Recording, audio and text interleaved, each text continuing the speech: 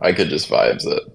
So, all right, I just started recording too. So, no more dropping in bombs. I know you're going to vote for Trump. You don't need to tell everybody else that now after Okay. that debate performance. So, I think I got recording going too. Yeah, I have not done any. I'm trying to streamline this bitch to make power rankings less painful. So, the goal here is really just vibes it. So, I have a little table that I'm going to fill out, and instead of typing things out, I'm just going to. My plan was just let's pull up every team, comment on how they did this week, and then how we see them going forward. Because some people probably were fluky, either good or bad. Some people were probably like, oh yeah, I could see him being consistent. And then I'm going to like fill those in sort of off screen. So I'm still going to like put a ranking, but I'm just going to kind of fill names in off to the side. And then when we're through all the teams, I'll reveal where my list is. But instead of like me typing up all these, all the commentary, hopefully by recording it, it's just easier to talk through. It goes a little quicker. Makes sense. So if you want to do that too, we can certainly, but that was my plan anyway, if you want to maintain your own rankings. So first, I thought it'd be interesting to just see, this was like my one pre-assignment I gave myself, was to see how much do these week one scores actually matter. Because I remember mine not being very good last year. And I actually missed the playoffs, womp womp. But I actually was in like the top 4 or 5 scoring. I remember Mark and Carl being way up here, even sub 1,500 points, while like John was down here, like just, yeah, points are stupid, but like this is not indicative of like how good teams actually were. So even though my team scored really poorly and John's team is down here too, we both finished in the top half. You can see all these people. So anyway, meanwhile, Mark and Logan, who had the 2 highest scores in week 1 last year, finished 10th and 12th in total points, even though Mark did, of course, finish very well record-wise. So unless you're Trond scoring this week, everybody else, even John scored 82, which is higher than he scored last year, week 1, and he finished at the 4 spot in terms of points. So, yeah, not the end of the world for people who scored low, except for, again, Trond. He was already going to, like, struggle, but... So anyway, yeah. With that being said, I figure I'll just open up teams one by one, and we can give, like, a quick recap of, like, is this real or is this fake, good or bad? And then we'll go from there. So first, I'll just start. I don't want to start with myself because that feels weird. Let me pull this over here so I can. First, we'll go with Logan. That was a good one too, because I wanted to ask what you thought of the Anthony Richardson 27 points on 9 completions. Yeah. So I know when we did draft power rankings, you were like, what the fuck is up with this dude? Which I agree. But, I mean, I think he still has a rushing touchdown in every game he's played, all 5 of them. He threw a couple more, like, does this do anything to your opinion of him? Again, we're not asking is he a good quarterback. Is he going to put up fantasy numbers this year? It does nothing to my opinion. Still got that rushing touchdown. That one passing touchdown was like, I don't know. I mean, it may be putting on the Texans' glasses, but it did feel a bit lucky. Just absolutely slinging it, getting a dot in there. I mean, I do think he'll put up some big weeks like this. I'm still not convinced he's a good quarterback, fantasy or otherwise. I'm convinced fantasy he's gonna be still a week in, week out starter just for the rushing upside, because I just don't see the Colts not letting him run. I think they drafted him with that as the plan, and I think that alone is going to be like he's going to get 40 or 50 yards every week just rushing, and he's probably just by being an NFL quarterback going to get 1 or 2 throwing. So that's 5 plus that's like a baseline of 13, 14 points plus any yardage throwing. If he, throws in an odd rushing touchdown, he's going to score between 15 and 27. Like I just, unless he stops running, I just don't think this is going to be like an abnormal stat line beyond maybe he's not going to, finish the year with 16 rushing touchdowns or 17. For sure. He's still on that rookie contract. Yeah. Jonathan Taylor definitely gives me concern about, scooping in and taking some touchdowns from that. Yeah. But definitely nothing to the level of concern that I talked about with Jalen Hurts or Lamar Jackson. Yeah, that'll be good. We'll talk about Lamar whenever we pull up whoever the fuck owns him right now. Jonathan, I don't know anything about the Colts offense. JT led this backfield, though. No one else even got touches, so it doesn't matter. These points are pretty like whatever. Nothing's jumping out to me good or bad here. I do remember Derrick Henry barely got any play in the second half. He had like 8 carries on like their first drive, and then they just like quit handing him the ball and started throwing it, and Lamar was running too much. But these points are not fake, but it was a weird game script for him, and the touchdown obviously saved him, but I'm not worried about him. Malik Neighbors is going to catch some passes, whatever. Like, I was actually surprised he even got 7 targets as a rookie, but, I guess if your offense is going to suck, you throw it to your good players. Pittman, this doesn't surprise me either because Anthony Richardson can't throw the ball. So, this is going to be as good as Michael Pittman is. Then Kincaid was a sufferer of the tight end bust across the board this week. I don't think you can draw, there's no better options, so you just roll them out there again. That's what I'm going to have to do too, everybody else. Zamir White is going to get replaced by week 3 by Alexander Mattison. Whenever Alexander Mattison is already looking better than you, that, I think I said he was like the worst starter in the league this year. Yeah, good call with that. Yeah, and he's already getting outperformed by Alexander Mattison receiving. And yeah, so that's going to be, Zamir might have some flex play. I don't know, he did lose a fumble, but 10 points is going to be a great game for him, which is not what you want out of a starting running back. And then Reed here, he had a best game of his career, obviously. It's going to suck to lose.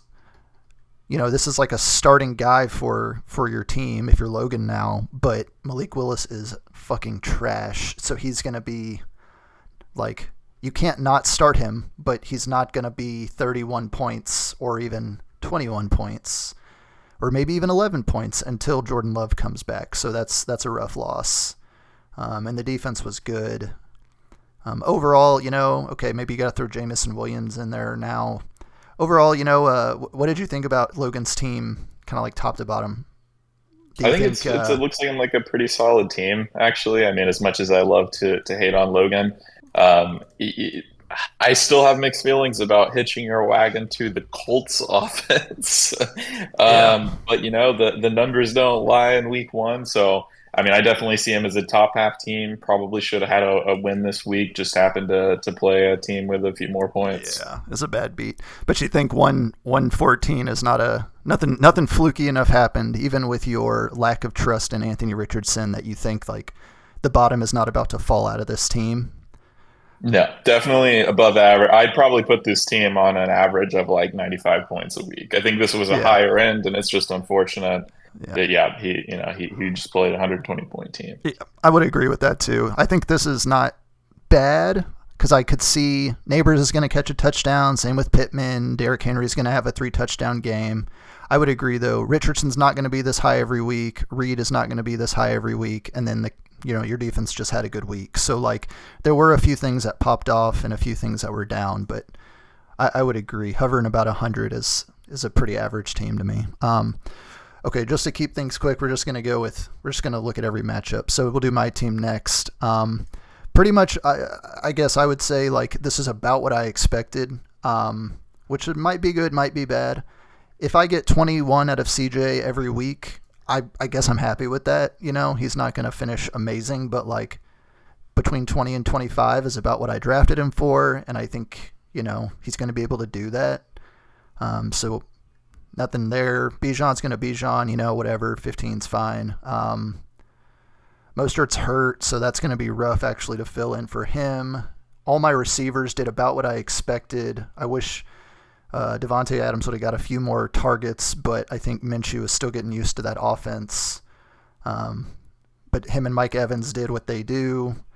Brian Thomas kind of saved the week for me, actually, silently. He caught a touchdown for the Jags, and I almost didn't even start him because just rookie wide receiver, as John can attest, is not super exciting, doesn't make you feel real great in week one, but I went for it and it paid off. And then Mark Andrews, this is going to be an interesting one. I know Isaiah Likely was the big waiver ad this week. My take on it is Likely, I think that's going to be probably his best game of the year. And I don't think that it tanks Mark Andrews' value, especially not to the point where I'm rushing out to get another tight end. But I do think it closes the gap between them.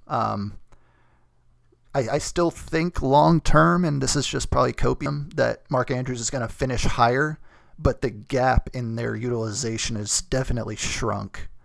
I think the Chiefs usually play tight ends pretty well, and they were covering him a lot. So disappointing, but I'm not giving up on him yet. And then the defense, this was a last-second play against a terrible Titans team, and they got a couple touchdowns, and this is really probably what saved me, even more than David Montgomery rushing down the field in overtime for the game-winning touchdown. So, yeah, I mean, I think this was a good week. This is probably a little bit high, inflated again by the defense and, 2 touchdowns from Mike. But nobody here really popped off to a level that I'm like, oh, that's never going to happen again. So at 120, I'm feeling like pretty decent, Like we said in the draft recap, I sort of drafted a safer team. And if that floor is high enough, even though I might not have that much upside, that's again, the Callan MO. The floor is high enough to get me to the playoffs. And that's based on week one. That's what what I'm seeing. So here we are. Yeah, I agree with that. I'd give probably a slight edge to Logan's team, to be honest. If I had to pick one of these rosters, I do think that Bears D really saved you. Yeah. Shout outs to Mike Evans for still putting up numbers at his age, carrying your team. Yeah. One question I'll ask you really quick: how are you feeling about the declining the CJ Stroud for Justin Jefferson trade at this point after week one? It's only 1 week.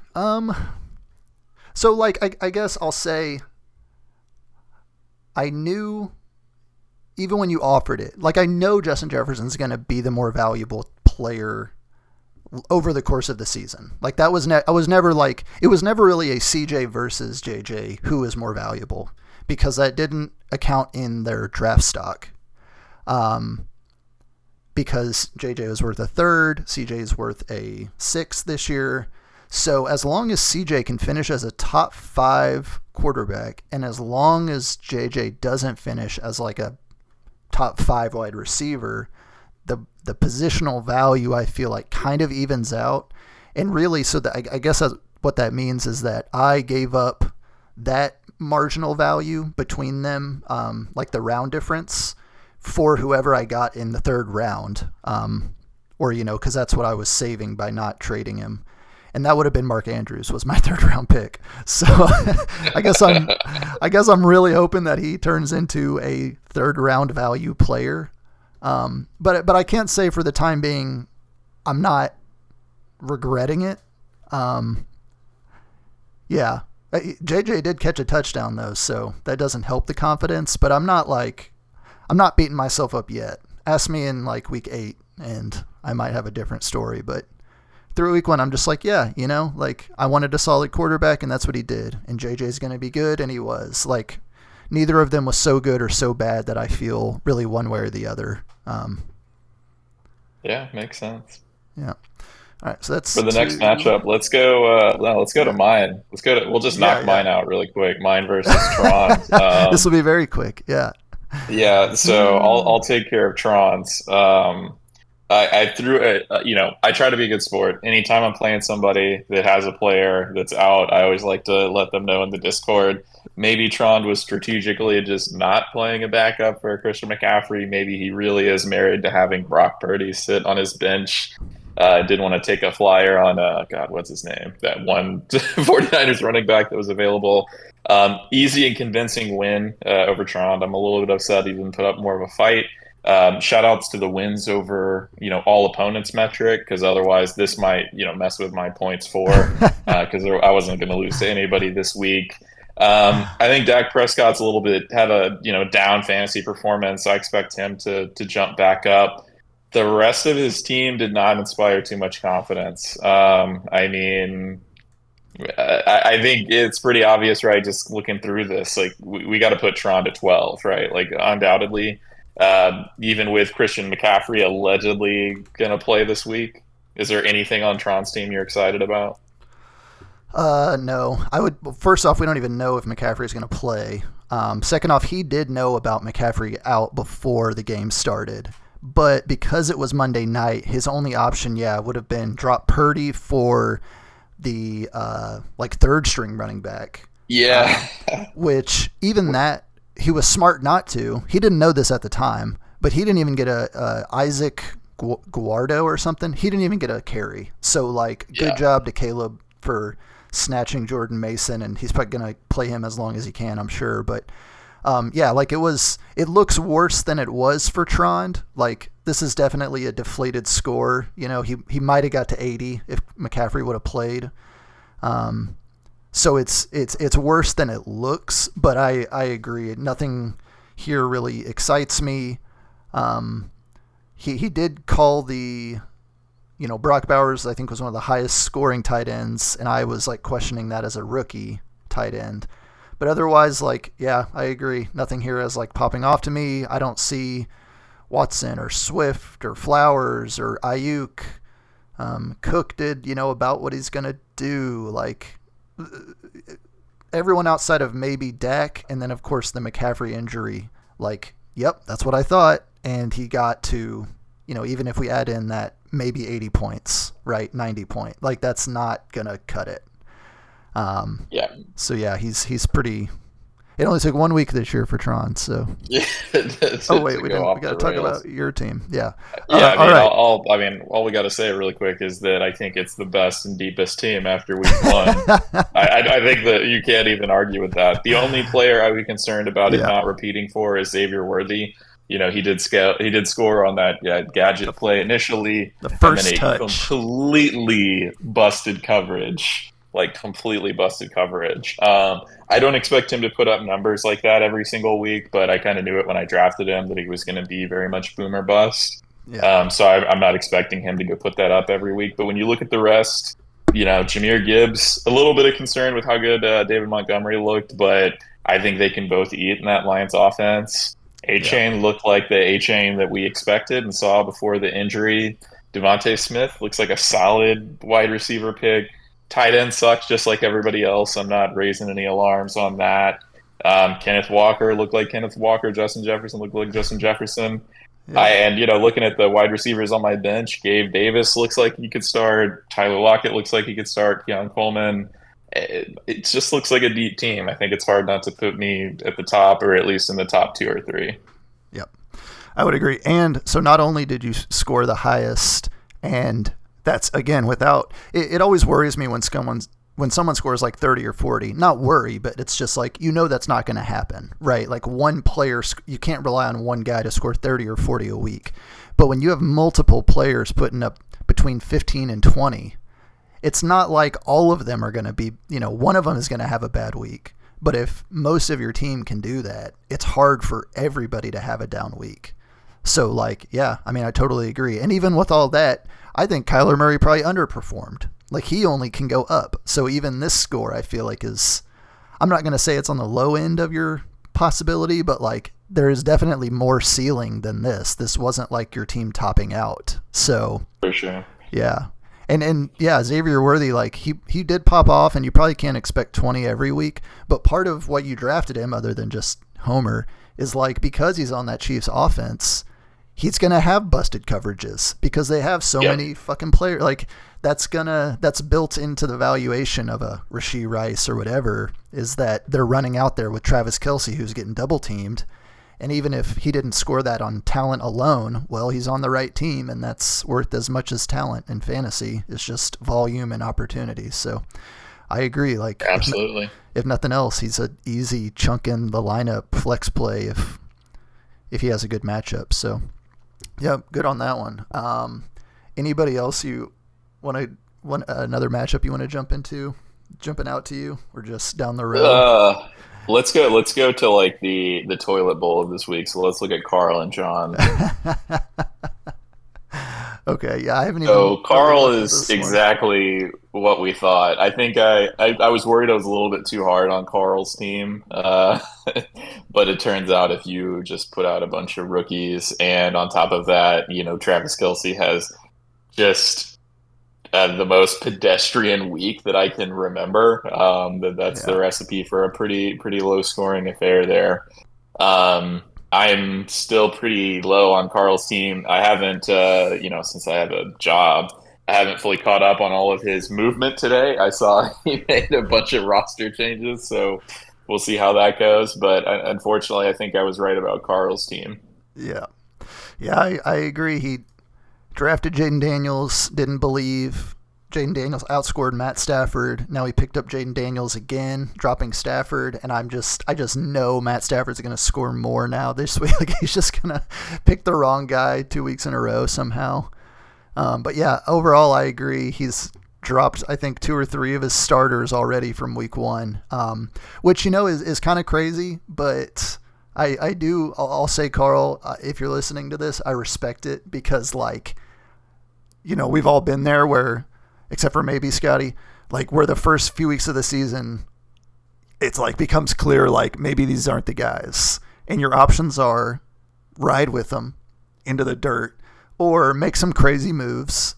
K-Man spent like $100 on Puka Nakua last year when we all thought that was crazy. And, like, I mean, you give yourself a shot, you don't just like blindly hold on to Rome, who didn't do anything and he got dinged up, and, like, okay, move on, right? But I think Rome is the highest drafted person that's been dropped so far, 7th rounder. So unfortunate, but, like, sunk cost and all that. I'll let Yeah, you talk about Lad John's McConkey. because I did not realize that he dropped Roma Dunze. I gotta read these. That's insane. All right, I might I have to have a, go. I I have to promise I grab have a one. job too, but yeah, but I guess I just have less of a job. Yeah, John's team is gonna, I said in the draft power rankings, rookie wide receiver in the first round. It's scary, and I was correct.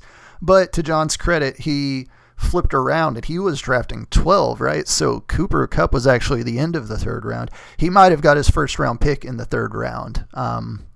So maybe not quite as devastating, but obviously you'd rather have some other first round pick here to match up with your great 3rd round pick. Otherwise, I mean, yeah, like, not great otherwise. Like, I don't know. I'm not seeing anything here that's, like, perking my ears up or anything. I don't know how Jerome Ford wasn't in his starting lineup here. Calvin Ridley and Devin Singletary over Jerome Ford. I mean, I guess the Browns offense did not have a good week, but he did save it with the touchdown in garbage time. So maybe I'm looking at I'm like looking at looking back. It's easier to say. For sure. Yeah, I think Patty at this point, I'd Mahomes. probably take Eh, Carl's team. Looking at these two, honestly, I still have Carl pretty low, but I do think that CD had a down week. James Conner might have had a higher week. He's getting pretty old, but yeah, looking at it, you've got John going with full homer picking Patrick Mahomes, who I just don't know if he's going to be a great fantasy option. Like, obviously, he's still an elite NFL quarterback. I don't know if, like, going forward he'll be an elite fantasy option much anymore. The Marvin Harrison thing is just killer, and I mean, yeah, none of these inspire a ton of confidence. It's really unfortunate that John didn't pull out the win this week because that's I think he's going to need all the wins he can get, and I don't see this team getting in on points for. Yeah, that is rough, especially if you don't you need all the wins if you don't think your team's going to be able to put up the point numbers. So yeah, we'll have to wait and see. But this is definitely, not only was this a toilet bowl, but like to lose it by such a tight margin is rough. But anyway, all right. Next, let's go. I'm just picking one here. Andrew and Chris. I haven't looked at these at all, so we're just getting raw reactions. Carlos' team. I think this is gonna be. I'll say this: his team was performed better than I thought they would. I don't know if it's always going to be this good, but I do think, like, I'm more convinced that this is a real contender now than after the draft. Like, Saquon's not going to score 3 touchdowns a game, obviously. And even Lamar, him running 16 times, I think this kind of bucked your expectation that he's going to lose carries to Henry, and he actually probably had more carries this game than we saw last year. Somehow, although like that's not going to continue. Josh Jacobs, yeah, he, that might be better than he ever did for me when I drafted him last year. Even scoring 10 on that offense is fine. Stephon Diggs, he only had 6 catches, but 2 touchdowns. He is going to be a good focus for the Texans. Not a killer amount of yardage, but if he's still getting red zone targets, I mean, this is going to be a solid play. And then Aaron Jones, yeah, I mean, he looks like kind of vintage Aaron Jones. He had a great game for the Vikes. Overall, like, I think this is on the higher end of what he can expect, but I don't think this is like a fluke. Like, I don't think nothing about the usage of these players or their efficiency is like screaming unsustainable to me. Like, obviously these 2 top guys are going to come down a little bit, I think, but otherwise I think these are all like reasonably decent expectations. Brandon Cooks caught a touchdown. I think he's going to be pretty decent as a bench option. Yeah, like, good job, Carlo. I think is a solid team. Yeah, definitely think it's on the higher end, like you said, but I would not be surprised if Saquon is like a top 5 running back. Honestly, though, we saw that. Did Jalen Hurts actually get any rushing touchdowns? I think Saquon got them all. So, I mean, we may see that, like I said last week, I think that may become the new norm, is rather than having him pushed in or putting him at risk in those red zone carries, hand it right off. So I do think it's not going to be a common 30-point week, but I think he's going to be good for a tud a game. I think he's going to put up a lot of touchdowns. Yeah, I think they tried the tush push, not even at the goal line, but I think they tried it like 2 or 3 times, and I think they even got stopped once. I think they're probably adjusting to a new center and whatever. I don't think it's going to stop, but I do think maybe Saquon's going to get some of those carries that would have just been like automatic 1-yard rushes last year. So yeah, I agree. It could be an outlier with that field too that they had in Brazil, where everyone was just like sliding around. So I forgot about that. Hard to tell from one data point there too, but yeah. All right, scrolling through Chris's team here. Yeah, like I think this team is right here. I think this is not amazing, but not bad. Like, these scores are not going to surprise me between Tua and Pacheco. Najee Harris is going to suck, so 8 points is about right.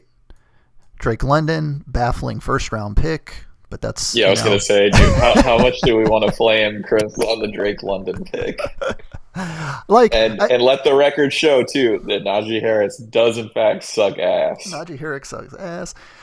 So it's not that I think, like, I don't know, just my vibes mind is like Drake London wide receiver 2, right? Like, if he finishes wide receiver 15, I'll be like, yeah, that sounds like, he's probably the best receiver on a pretty whatever offense with a decent quarterback. Yeah, wide receiver 10, 15.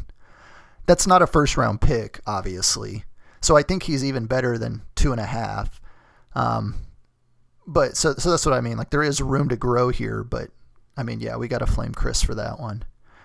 Um, And he left some meat on the bones on the bench there too.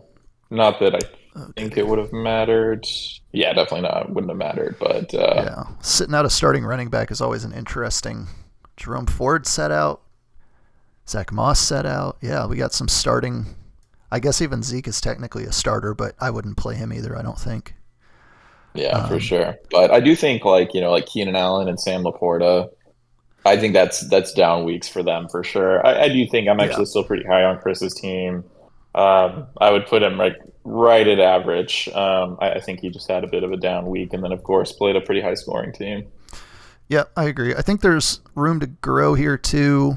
Keenan Allen. So Rome got hurt. I just feel like Keenan Allen is one of those like inevitable whatever. He had 11 targets. They're obviously looking at him. I think. I honestly didn't watch this game super closely, but just based on stats, I don't think Caleb had a particularly good game. So if he can even be a little bit better, that's going to help both Keenan Allen um, and DJ Moore.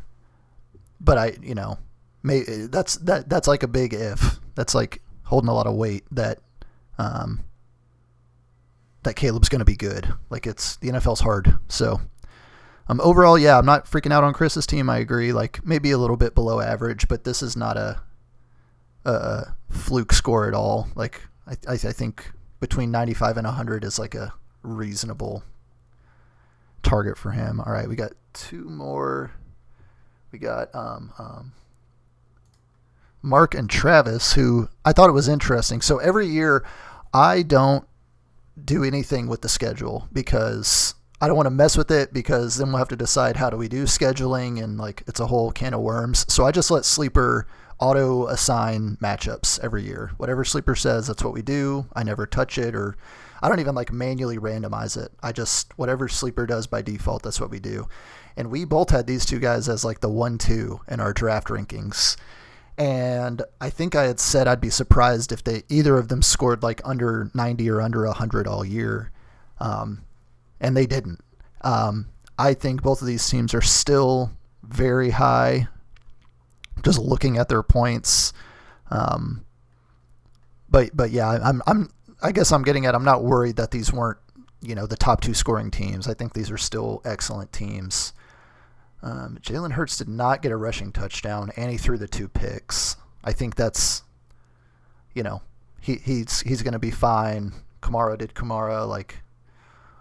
Yeah, nothing on here screams fluke to me either. Nico Collins had a monster game, and he didn't even score a touchdown. Still scored almost 20. Amari Cooper, in my opinion, went down on him a little bit this week just because of how absolutely trash Deshaun Watson looks at playing quarterback now. I think he's still going to lead that team in receiving, but now he's like flex play maybe instead of wide receiver 1 or 2. But, he's got the receiver depth again on this team. Like, who cares if Amari Cooper's your wide receiver 3 or 4? Yeah, even the bench did a little bit down here for him. So, still not sold on the running back 2. We kind of called that out after draft rankings 2. Chase Brown, 2.3. And then J. Spears, 4.2. Dowdle, 3. So, still none of these running backs are going to be a running back 2 fill in, so that didn't change. But the receivers are still so good. Jalen Hurts I would call this like a down week. This is still a very high end team to me, I guess. Yep, agreed. I think the only concern I have is that RB2, and then will we see Saquon take some of those goal line tutties away from Jalen Hurts? Because if so, then he's mortal as far as like the QB position there. So that would be my only concern there. Still a high end team. I think this will probably be about average for Tarv, and I think he'll be a good team. Mark, I think that you could still make the case that he's number 1. Honestly, I think if you look at it, his loss really came down to 2 of his keepers, which was Amon-Ra St. Brown and Chris Olave, who both had pretty doo-doo weeks that tainted a really solid performance overall. I do not expect that to be the norm, especially Amon-Ra St. Brown. I think that might be one of the worst weeks that we see from him all season. And J.K. Dobbins looks legit again. So, I mean, I think that overall you could make the case, honestly, for Mark's team to be number one. I have no doubt that he'll put Dobbins in that lineup. And I have no doubt that at the very least, Amon-Ra St. Brown will really start putting up some numbies there. And with those slight changes, he could have just as easily put a big number up like I did. Only concern really at this point is going to be quarterback. I haven't been following the injury news on Jordan Love, but also I had not seen, like you, I did not watch a second of the Bears game, but purely based on that stat line, I don't think he'll start Caleb Williams. So that would be my only concern for him. Actually, is going to be that quarterback position. I think he might start Caleb. So here's. Yes, I agree with all the stuff you said. Even Tony Pollard scored better than I thought. I'm like a little low-key salty on J.K. Dobbins because I drafted him last year. And I think I said I'm just like sitting here just jerking my own dick. J.K. Dobbins is like a top 5 running back talent in the league when he's healthy. And he's just never healthy. And if he can sustain this type of performance and they give him the ball, this is not, I don't think this was a fluke at all. I agree. I think this is like a potentially elite level, not like RB1, but like, not like the RB1, but a, top 12 type RB potentially. So this is huge. Now I agree.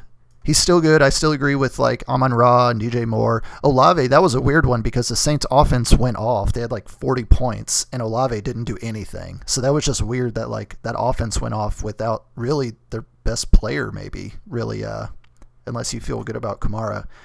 But Olave just didn't get any action. Now, the one thing I'll shed a light on here, the reason that I think we both gave him number one, or at least the reason I gave him number one in the draft power rankings, was because he drafted Jordan Love. So I thought he had a decent starting quarterback in case Caleb sucked, which he did. And now Jordan Love is out. He's not on IR, but he's going to miss probably this next week at least, maybe next week.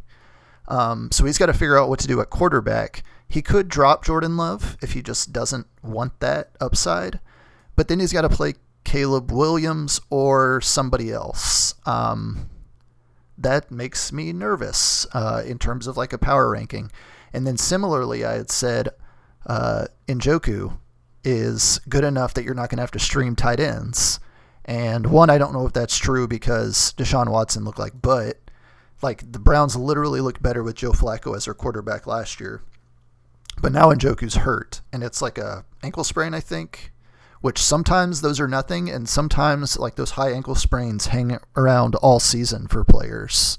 So is that going to hurt him? I don't know, but like, yeah, that's probably what's knocking him down below Travis to me now is, he still has all these skill guys, running backs and wide receivers, but now the quarterback and the tight end are like the question marks that are.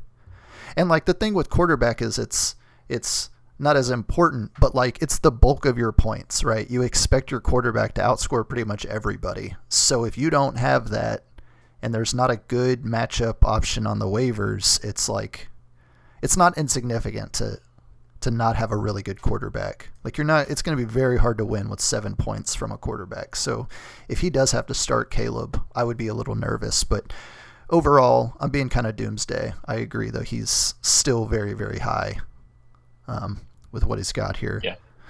And with enough depth to, in my opinion, trade for a quarterback, too, if he really wanted to. Yeah. All right. And then who is our last one here? Caleb and Matt. Okay. Let's go with Matt here first, because he won. Josh Allen does Josh Allen things. Rachaad White does his thing. Oh man, it's like an abusive relationship with Puka. Dude, that's very sad. Just a moment of silence in the chat for Puka. R.I.P. dude. RIP. Yeah, that sucks. Yeah, that's That's what I mean. So like he takes the win this week, but like that's a huge blow in terms of like a power ranking. Otherwise though, like, yeah, I mean, not horrible. He scores 115, mostly on the back of Josh Allen. But like none of these are unsustainable when I just scroll through here. JSN does what he does, the golf league GOAT, 2 receptions for 19 yards. Chris Godwin looking like Chris Godwin of the past. Yeah. 83 and a tut. Yeah, like this is decent. Filling in Nakua is going to be tough, but I think doable until he comes back. The IR going to only 4 weeks. He's got Charbonnet down here. That's a decent fill-in. And yeah, I don't know. Like below average, but not, again, still a workable team in my mind. Probably like a 90 to 95 point a week team right here. I think that I don't think we'll expect 20 points a week from Chris Godwin, of course. Probably a higher end week for him, honestly. But I do think losing Puka is going to hurt for a little bit. Hopefully he gets well soon. Yeah, I do think Javonte Williams is going to be better too, but that's on the condition that their offense gets going. Like I think Javonte Williams is a very talented running back, but I just don't know if that Denver offense is going to be enough to get him the space he needs. You need Bo Nix to be good real quick. All right, and then last we have Caleb here. Obviously down week, or we hope a down week for Joe Burrow. Everyone thought he was going to bounce back, but if he doesn't bounce back, it's not really a down week. It's just maybe he's not what he used to be off that, was it Achilles injury or something a year ago, or a foot injury, whatever it was. Breece Hall is still going to be good. You were a hater. I think this is going to be... You mean Breece 3.3 yards a carry Hall? This is fantasy, my guy. This is fantasy. All I care about is your totals. I didn't articulate it super well last time. My theory too of like why Breece Hall put up so many points last year was just because the Jets offense was such a disaster with Aaron Rodgers going down. So I am very curious to see, assuming Aaron Rodgers stays healthy, is this going to be the norm still? Or are they going to really open it up in the pass game more? I mean, he looked like a good fantasy running back, but just also want to point out that I got the same value as Kenneth Walker for a 5th round pick. That's true.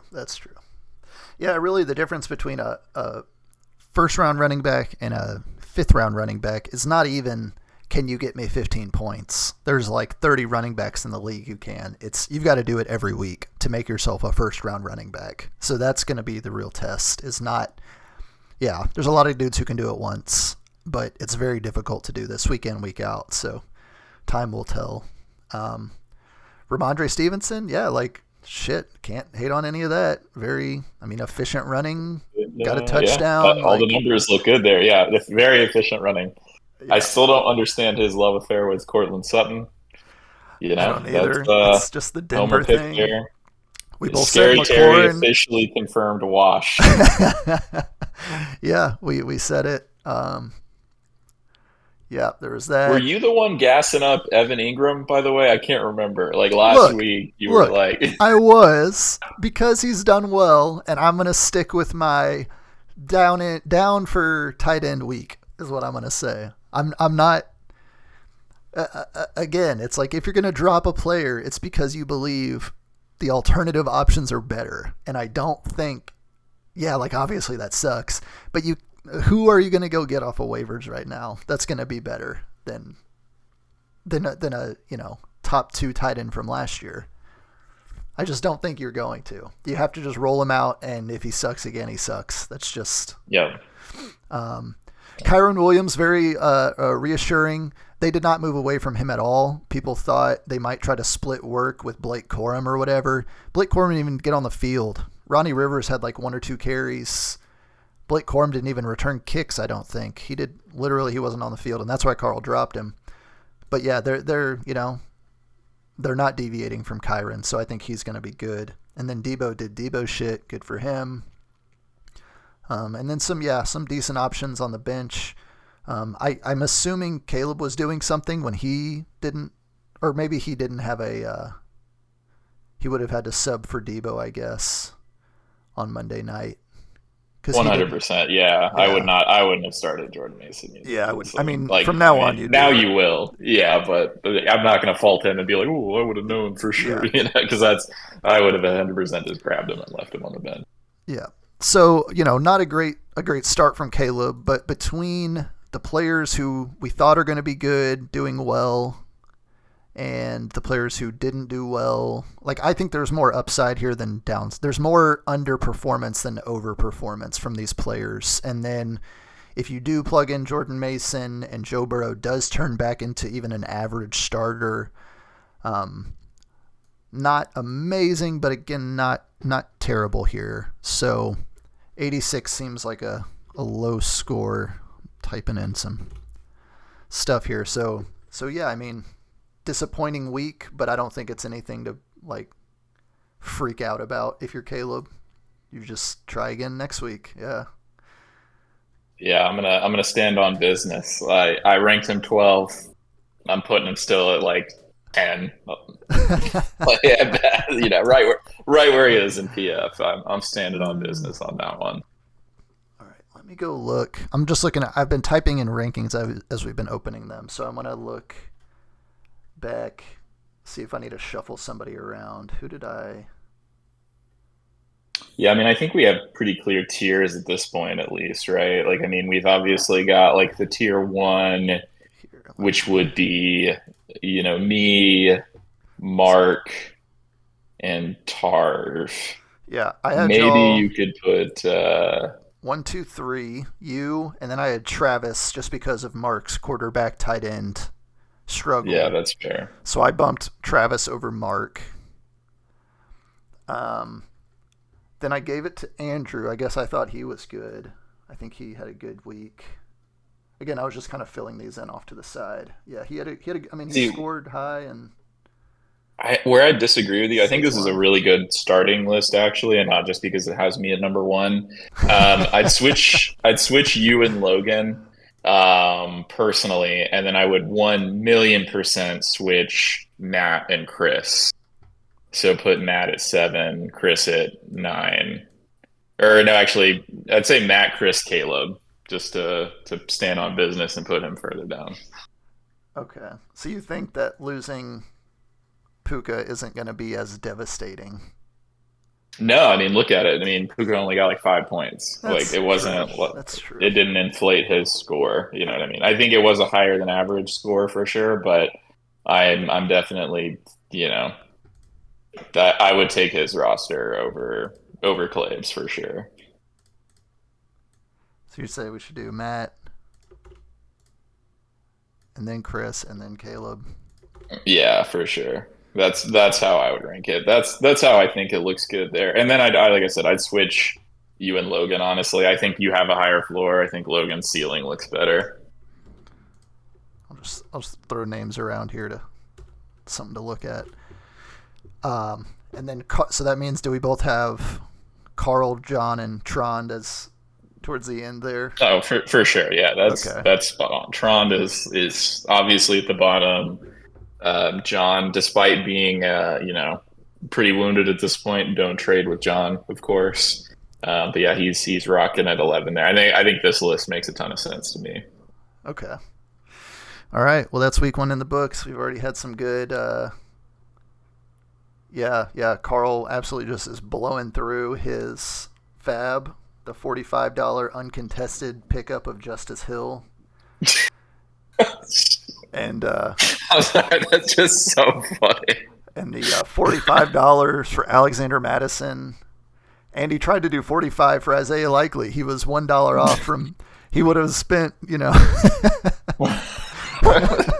Carl was just fucking drunk in the club on a fucking just Wednesday. Making it rain. Dude, hitting that redraft right there. Crazy. Oh, you go, Carl. You go, Carl. All right. Well, that's it. That's the list for this week. It's a wrap. Cool. Yeah. On to week 2. Yeah. See you later, buddy.